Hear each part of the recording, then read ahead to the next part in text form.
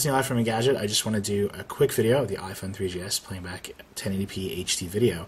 Apple says it can only play back VGA video, and that's what it lists on the website. But if you can get the files on the phone, it'll actually play back fine, although there are a couple little glitches. So we're going to use the Filate app here. You just plug it in over USB, and there's a little app that runs your computer that drops things into the digital camera folder on the phone.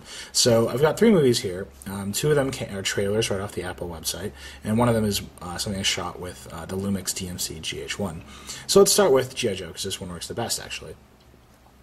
And you can see it just playing. This is a 1080p file. It's going to play. It does all the iPhone stuff that you'd expect. Zooms in and out. You can see here the audio is playing. You can skip around.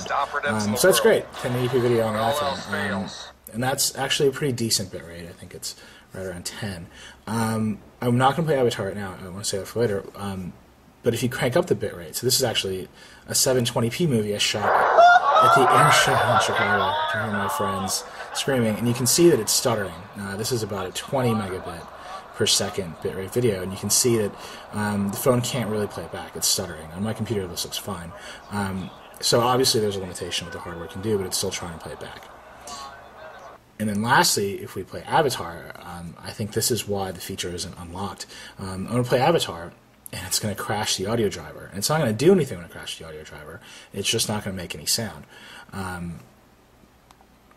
And I mean, now the audio driver's crashed. That's the end.